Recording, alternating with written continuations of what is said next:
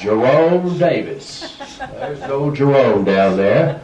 Jerome, at age 16, started a career at his hometown station, KMHT in Marshall.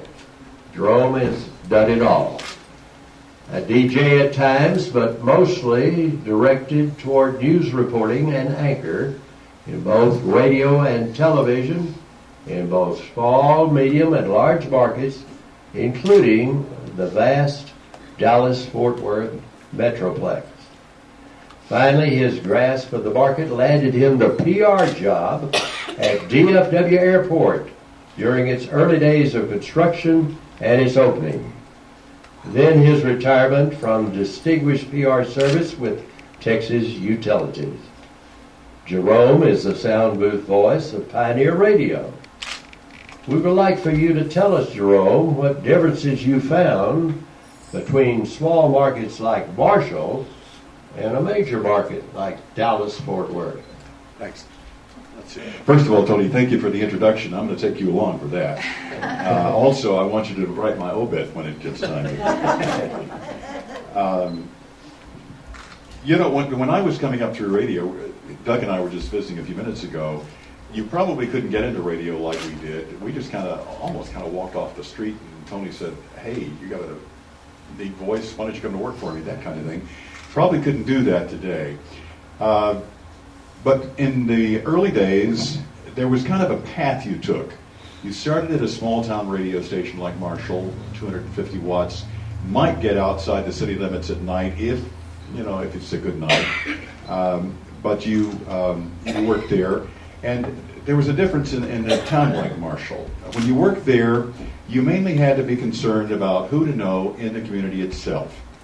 When I first worked in Marshall, the signal didn't get too far out, as I said, so what I had to know about was Marshall, Wascom, Hallsville, and on a good day, Jefferson. You needed to know about the town, you needed to know about the people, you knew about what they talked about, what they did, what they liked, and then you talked about it on the radio. So you kind of kept your audience going. Now, you were likely to meet on the street the people that you knew or in the coffee shop. People who listened to you, and they checked in the morning to see what the weather was going to do.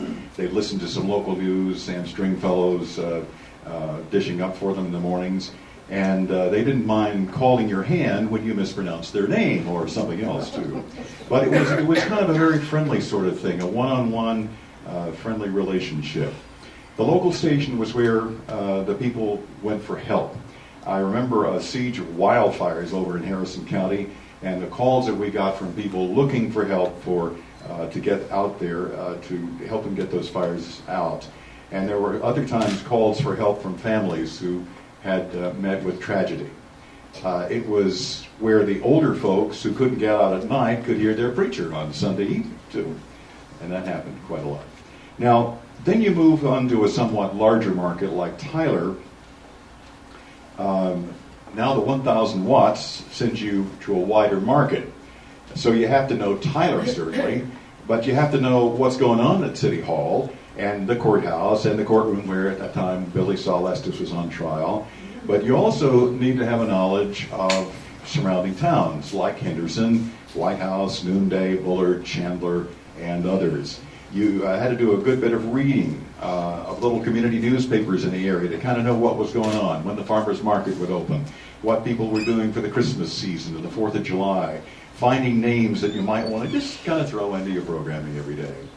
And like the stations in the smaller communities, you were there to help, however you could.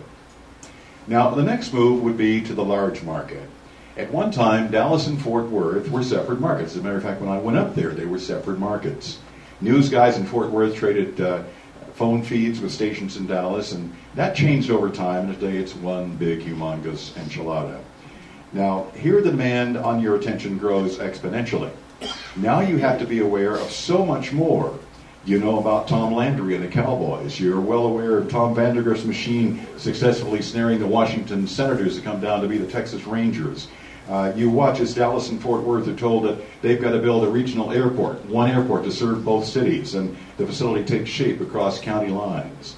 You need to be aware of dozens of separate, distinct communities in both Tarrant and Dallas counties. I think they're like 17 communities in Tarrant County and probably another 20 in Dallas County. You have to know what's going on in those separate communities. You need to be aware of hundreds of new businesses and hundreds of thousands of new people moving into the area, changing the complexion of almost everything you come in contact with. And it seems like almost every square inch is being occupied by something or someone. Now, if you watch a storied newspaper, radio, TV combinations are broken up. Ownership is no longer local, and relationships with local officials and people change drastically. And the previous route from small-town Texas market to large is no longer set in concrete. Major market stations might get their talent from another smaller Texas market, but it's just as likely the talent will come from New York, Chicago, or Seattle, and Doug can tell you about that. Well, thanks very much, Jerome. I would like to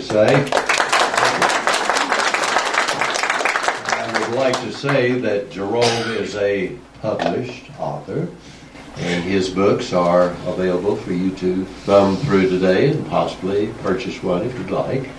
And it deals with the very deep and controversial subject of the integration and the problems that occurred during that time in a